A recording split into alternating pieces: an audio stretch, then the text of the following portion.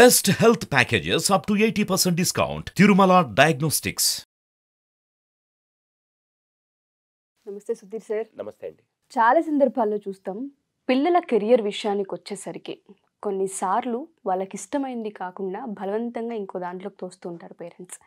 కొన్ని సందర్భాల్లో కొంతమంది తల్లులు తండ్రులు త్యాగాలు చేసి కూడా వాళ్ళ కెరియర్ కోసం కూర్చుండిపోతారు. మనం బోత్ సైడ్స్ చూస్తూ ఉంటుంటాం. బట్ ఎప్పుడైతే ఇంట్రెస్ట్ లేని దాని వైపు వెళ్తూ ఉంటుంటారో వాళ్ళ కెరియర్ ఏ విధంగా ఉండే అవకాశం ఉంటుంది అంటారు. అది స్పోర్ట్స్ అవ్వచ్చు, ఎడ్యుకేషన్ అవ్వచ్చు, జాబ్ అవ్వచ్చు, ఇంకేదైనా సరే వాళ్ళకి నచ్చని దాని వైపు ప్రయాణం సాగిస్తూ ఉన్నప్పుడు వాళ్ళ ప్రాసెస్ ఏ విధంగా ఉంటుంది? ఉషా గారు, మీకు ఇక్కడ ఒక ఇంట్రెస్టింగ్ ఫ్యాక్ట్ ఒకటి చెప్తాను. ఒక ఎక్స్పెరిమెంట్ చెప్తాను. దాని తర్వాత అసలు మొత్తం మీరు అడిగిన ప్రశ్న నేను కనెక్ట్ చేస్తూ మాట్లాడతాను. షూర్ అండి. మామూలుగా మనకి రీసెర్చ్ జరుగుతూ ఉంటాయి.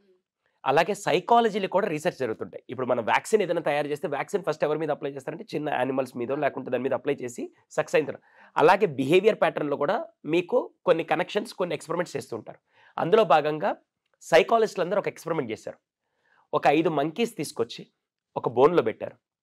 ఒక బోన్లో పెట్టి 5 మంకీస్ పెట్టారు. మంకీస్కి ఏమంటే బాగా ఇష్టం అంటే బనానాస్. వీళ్ళు ఏం చేశారంటే మంకీస్ ఇటు కార్నర్లో ఉన్నాయి, ఇటు కార్నర్లో ఒక గల బనానాస్ని హ్యాంగ్ చేశారు, అరటిపండులో హ్యాంగ్ చేశారు. ఈ మంకీస్కి బనానాస్ చూస్తే పిచ్చికిపోద్ది, నేరుగా వెళ్ళి తినేద్దాం అని చెప్పి ఇంకా ముందుకెళ్దాం అనుకునే టైంకి కండిషన్ ఏం పెట్టారంటే ఇటు సైడ్లో, అంటే మంకీస్ ఇక్కడ ఉన్నాయి, బనానాస్ ఇక్కడ ఉన్నాయి, ఈ సైడ్ కార్నర్లో మనకి ఫైర్ ఇంజిన్ దగ్గర గన్ ఉంటుంది చూసారా, ఆ గన్తో కొడితే మనిషి అయినా దూరంగా వెళ్ళి పడతాడు. అంత ఫోర్స్తో ఇక్కడ ఒక పైప్ పెట్టి మంకీస్ కనుక ఒక లైన్ దాటి ముందుకు వస్తే ఆ పైప్లోని చిల్డ్ వాటర్ తీసుకొని కొట్టడం మొదలుపెట్టాయి. చిల్డ్ వాటర్, బాగా చల్లని వాటర్తో స్ప్రే చేస్తే ఒక్కసారిగా ఈ మంకీస్ ఆ బనానా చూడంగానే ఎగిరి తీసుకుందాం అని వెళ్ళే లోపల ఆ చిల్డ్ వాటర్ పైప్ నుంచి కొట్టగా నేరుగా వెళ్ళి ఇటు పక్క కేజ్కి వెళ్ళి కొట్టుకునేవి. మళ్ళీ వచ్చి కాము కూర్చున్నాయి. మళ్ళీ అట్టిపండ్లు చూస్తున్నాయి, ముందుకెళ్తున్నాయి, వచ్చి వాటర్ స్ప్రే చేస్తుంది. అలా కంటిన్యూస్ జరుగుతున్నాయి. ఈ మంకీస్ కన్నిటికీ భయంకరంగా దెబ్బలు తగిలి, అంటే మళ్ళీ జంతు సంరక్షణ వాళ్ళు ఏమనుకోకండి, ఇది ఎక్స్పెరిమెంట్ మాత్రమే చెప్తున్నాను. సో వెంటనే హీట్ అవుతుంటే ఈ మంకీస్ కొద్దిసేపు ప్రయత్నించి అలసిపోయి కూర్చున్నాయి. ఇంతలో ఇంకా ఒక హాఫ్ అన్ అవర్ అలా జరిగి ఇంకే మంకీ ప్రయత్నించట్లా, ఎందుకురా వెళ్ళినప్పుడల్లా దాంతో కొట్టించుకోవడం అని చెప్పి కామైపోయాయి. ఎక్స్పెరిమెంట్లో భాగంగా కొద్దిగా ముందుకెళ్ళడానికి ఈ సైకాలజిస్టులు ఏం చేశారంటే ఒక మంకీని తీసేసి, 5 మంకీస్లో ఒక మంకీని తీసేసి కొత్త మంకీని తీసుకొని వచ్చి పెట్టారు. కొత్త మంకీని తీసుకొని వచ్చి పెట్టంగానే ఈ మంకీకి ఏంటి అట్టిపండు చూడంగానే వెళ్దామని చెప్పి నేరుగా ముందుకెళ్ళంగానే వాటర్ స్ప్రే అయ్యే లోపల ఈ 4 మంకీస్ తీసుకొని వచ్చి లాగిపెట్టి కొట్టడం మొదలుపెట్టాయి. వాటర్ స్ప్రే అవ్వల, ఈ లోపల ఈ 4 మంకీస్, ముందు ఏదైతే ఓల్డ్ 4 మంకీస్ ఉన్నాయో ఆ 4 మంకీస్ తీసి దాన్ని కొట్టడం మొదలుపెట్టింది. ఈ కొత్త మంకీకి అర్థం కావట్లా, అరే నన్నెందుకు కొడుతున్నారు, అంత బాగా బనానాస్ ఉన్నాయి, నన్నెందుకు కొడతారంటే ఉండు చెప్పట్లేదు, కొడుతున్నాయి ఉంటాడు. ఇది వెళ్ళడం, అవి లాగడం, కొట్టడం, వెళ్ళడం, లాగడం, కొట్టడం, వెళ్ళడం, లాగడం, కొట్టడం. ఇంక ఈ కొత్త మంకీ కూడా ఎందుకు వచ్చిన తలనొప్పిలో కాము ఉందని ఉండిపోయింది. కానీ కారణం తెలియదు. ఈ 4 మంకీస్ కారణం తెలుసు, కానీ దీనికి కారణం తెలియదు. నెక్స్ట్ స్టెప్లో భాగంగా ఈ 4 ఓల్డ్ మంకీస్ ఉన్నాయి కదా, దాంట్లో నుంచి ఒకటి తీసి కొత్త న్యూ మంకీని తీసుకొని పెట్టారు. ఇప్పుడు ఈ న్యూ మంకీ చూడంగానే ఏం చేసింది, బనానాస్ చూడంగానే వెళ్దామనే లోపల మిగిలిన 4 మంకీస్ తీసుకొచ్చి లాగిపెట్టి కొట్టడం మొదలుపెట్టింది. ఆ 4 మంకీస్లో కొత్తగా రీసెంట్గా వచ్చిన కొత్త మంకీ కూడా ఉంది. ఈ 3 ఎందుకు కొడుతున్నాయో దీనికి తెలుసు, ఈ మంకీ ఎందుకు కొడుతుందో తెలియదు, ఎందుకంటే నన్ను కొట్టారుగా దీన్ని కూడా కొట్టాలని చెప్పి కొట్టడం మొదలుపెట్టాయి. అలా ఎక్స్పెరిమెంట్ ముందుకు వెళ్తూ 3 మంకీస్లో ఒకటి తీసి మళ్ళీ కొత్తదాన్ని, ఇంకోటి తీసి కొత్తదాన్ని. ఈ లాస్ట్ ఎక్స్పెరిమెంట్లో 5 మంకీస్లో ఈ 4 కొత్తవి, ఈ ఓల్డ్ మంకీని తీసేసి కొత్త మంకీని పెట్టంగానే ఈ మంకీ ఎగబడుతుంటే ఈ 4 మంకీస్ కొట్టడం మొదలుపెట్టాయి. ఈ 4 మంకీస్కి ఎందుకు కొడుతున్నారో కాలం తెలియదు, ఎందుకంటే నన్ను కొట్టారు, నేను కొట్టాలి అంతే.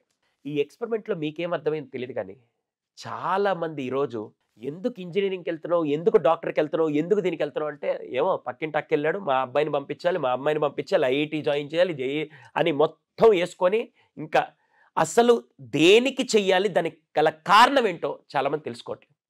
ఫస్ట్ తెలుసుకోవాల్సింది అసలు ప్రాపర్ రీజన్ తెలియకుండా ఏం జరుగుతుంది, దేనికి వెళ్ళాలని చాలామంది క్లారిటీ లేక చాలామంది ఇప్పుడు అదే ప్రాబ్లం ఫేస్ చేస్తున్నారు. నేను మీకు కొన్ని కండిషన్స్ చెప్తాను. 2 పేరెంట్స్ ఉన్నారు. ఒక ఆవిడ ఏంటంటే వాళ్ళ భర్త జమ్మూ అండ్ కాశ్మీర్లో జాబ్ చేస్తుంటే వాళ్ళ పాప హైదరాబాద్లో బ్యాడ్మింటన్ టోర్నమెంట్లో అయితే తను బాగా రాణిస్తుందని చెప్పి ఫ్యామిలీని అంతా అక్కడ పెట్టి ఈ పాపను ఎలాగైనా స్పోర్ట్స్లో ఎంకరేజ్ చేయాలని చెప్పి నేరుగా తీసుకొని వచ్చి ఇక్కడ పెట్టి ఆ ఆవిడ కుటుంబాన్ని సైతం త్యాగం చేసి ఈ పాపకు స్పోర్ట్స్ ఇంట్రెస్ట్ అని చెప్పి ఫ్యామిలీని మొత్తం తీసుకొని వచ్చి ఇక్కడ పెట్టి నీట్గా చేసుకుంటుంది. అంతే, వాళ్ళందరినీ అక్కడ పెట్టి తను ఒక్కటే వచ్చి ఈ అమ్మాయిని చూసుకుంటూ జాగ్రత్త చేసుకుంటుంది. అంటే పాప ఇంట్రెస్ట్ తెలుసుకొని దాన్ని ఎంకరేజ్ చేస్తుంది. అందుకని పాప ఎంజాయ్ చేస్తుంది, వీళ్ళ ఫ్యామిలీ అంతా మోర్ సపోర్టివ్గా ఉన్నారు. ఇంకో కేసులో వాళ్ళ తండ్రి పీఈటీ మాస్టర్, నేను ఈ రీసెంట్గా చూసిన కౌన్సిలింగ్ కేసులో వాళ్ళ తండ్రి పీఈటీ మాస్టర్, ఈ అబ్బాయి స్పోర్ట్స్లో ఛాంపియన్ అయ్యి డిస్ట్రిక్ట్ లెవెల్ అయ్యి స్టేట్ లెవెల్ అయ్యి నేషనల్ లెవెల్ ఛాంపియన్ అవ్వడానికి తనకు ఆపర్చునిటీ వస్తే కేవలం 10వ తరగతి చదువుతున్నాడు, ఈ టైంలో ఇలాంటివి చేయకూడదని చెప్పేసి ఆపేసి తన పొటెన్షియల్ని మొత్తం చంపేసి అక్కడే కూర్చోబెట్టి తంటున్నాడు. ఏం చెప్పాలి అంటే, ఎందుకంటే స్పోర్ట్స్ ఏముంది సార్, చదువు కావాలి, స్పోర్ట్స్ ఏముంది సార్, చదువు కావాలని చెప్పి అక్కడ అతని పొటెన్షియల్, అతని ఇంట్రెస్ట్, అతని టాలెంట్ అంతా పక్కన పెట్టి కేవలం చదువే ఇంపార్టెంట్ అంటే, నేను ఇక్కడ మళ్ళీ చదువును తక్కువ చేయట్లేదు, చదువు ఇంపార్టెంట్ నేను కాదనట్ల. ఇప్పుడు ఈ పాప కూడా 10th క్లాసే. ఈ పాపను వాళ్ళ మదర్ ఏం చేస్తున్నారు తెలుసా, స్పోర్ట్స్ మొత్తం రాయిపిస్తూ ఓపెన్ కేటగిరీలో 10th రాయిపిస్తున్నారు అంతే. ఫస్ట్ మీరు తెలుసుకోవాల్సిందంటే, పిల్లలకు కనుక మీరు ఏది వాళ్ళకి ఇవ్వాలనే విషయంలో దాని గురించి పూర్తిగా తెలుసుకొని, ఏది కరెక్ట్ ఏది రాంగ్ తెలుసుకోకుండా పక్కింటి వాళ్ళు చేశారు, ఎదురింటి వాళ్ళు చేశారు, అసలు డిగ్రీ సూట్ అవ్వదు. ఇప్పుడు అందరు ఇంజనీరింగ్కి ఎందుకు వెళ్తున్నారంటే, డిగ్రీదే ఉంది సార్, రోడ్డు మీద ఖాళీగా ఉంటారు. కాదండి, మీరు నిజంగా ఒక బ్యూరోక్రాట్ స్టాండర్డ్కో లేకుంటే గవర్నమెంట్ ఎంప్లాయీస్కో లేకుంటే దీనికి వెళ్ళాలంటే ఆర్ట్స్ చదవాలి. ఆర్ట్స్ చదివితేనే మీకు దాని గురించి పూర్తిగా తెలుసుకోగలుగుతారు. డిగ్రీని మీరు తక్కువ చేయలేరు కదా. సో చాలామంది ఇక్కడ చేసే పని అదేనండి.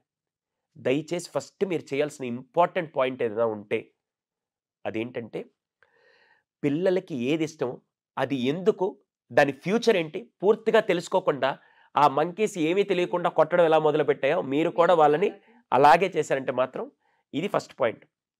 రెండోది అన్నిటికంటే ముఖ్యం ఏంటంటే, ఫస్ట్ క్వశ్చన్ చేయండి. నీకెందుకు అది ఇష్టం, నీకు ఎంతవరకు ఇష్టం అని ప్రశ్నించడం. అదే 4 మంకీస్ కనుక నన్ను కొడుతున్నప్పుడు ఎందుకు మమ్మల్ని కొడుతున్నారు, అట్టిపండ్లు ఉన్నాయి కదా అని చెప్పి ఈ 4 మంకీస్ ప్రశ్నించడం మొదలు పెట్టుంటే వాళ్ళకి ఖచ్చితంగా ఫస్ట్ ఆన్సర్ తెలిసేది. ఆ పైప్ ఉంది, దానివల్ల నేను ఆపుతున్నాను అని చెప్పి ఏ ఒక్కరు ఎక్స్ప్లెయిన్ చేయాలి. జస్ట్ బ్లైండ్గా ఫాలో అవడం మొదలుపెట్టారు. న్యూజెర్సీలో ఒక ఎక్స్పెరిమెంట్ జరిగింది. ఒక మెడిటేషన్ హాల్లో జరిగిన ఎక్స్పెరిమెంట్. చాలామందికి ఆ విషయం స్టోరీ చాలామంది తెలుసు. మెడిటేషన్ హాల్లో ఎక్స్పెరిమెంట్ ఏంటంటే, మెడిటేషన్ జరిగేటప్పుడు మామూలుగా రూమ్ అంతా సైలెంట్గా ఉండాలి. కానీ అక్కడ వారసత్వం ఏంటంటే, మెడిటేషన్ అంటే పిల్లిని తీసుకొని వచ్చి కట్టేస్తే మెడిటేషన్ చేస్తారు, లేకుంటే చేయరు. పిల్లిని తీసుకొని వచ్చి కట్టేస్తాను. ఎందుకు పిల్లిని కట్టేస్తానో ఎవరికి తెలియదు. ఇది చాలాసార్లు నేను నా వీడియోస్లో కూడా చెప్పాను. పిల్లిని ఎందుకు కట్టేస్తో తెలియదు. కానీ ఒకడు ఉంటాడు కదా, నాలాంటి ఒక థాట్ ప్రాసెస్ ఉండే పర్సన్, సార్ నేను స్టూడెంట్గా వచ్చాను కానీ నాకు ఎప్పటికైనా అర్థం కానీ మీరు ఎందుకు పిల్లిని కట్టేస్తున్నా అంటే, ఏమో నాకేం తెలుసు, మా గురువు కట్టేస్తున్నాను, నేను కట్టేస్తున్నాను.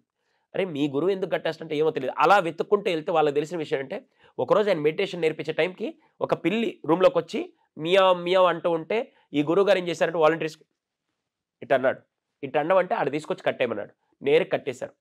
ఆ రోజు అయిపోయింది, వదిలేశారు. రెండో రోజు మెడిటేషన్ జరిగితే మళ్ళీ పిల్లి అరవంగానే మళ్ళీ తీసుకొచ్చి కట్టేశారు. మూడో రోజు నుంచి గురువు వచ్చి చెప్పే లోపల ఈ వాలంటీర్స్ పిల్లిని కట్టేయడం మొదలుపెట్టారు. ఆ రోజు నుంచి వారసత్వంగా అది మొదలైంది. కానీ ఏ ఒక్కరు ప్రశ్నించడం జరగలేదు. ఈ రోజు నుంచి ఫస్ట్ ప్రశ్నించడం అన్ని విషయాల్లో కనుక పిల్లలకి నేర్పించగలిగితే, సార్ భలేవాళ్ళు సార్, వాళ్ళు చాలా ప్రశ్నిస్తారు సార్, ఎందుకు చేయాలి, ఈ హోంవర్క్ ఎందుకు చేయాలి, ఆ విషయాల్లో కాదు మీరు నేర్పించాల్సింది.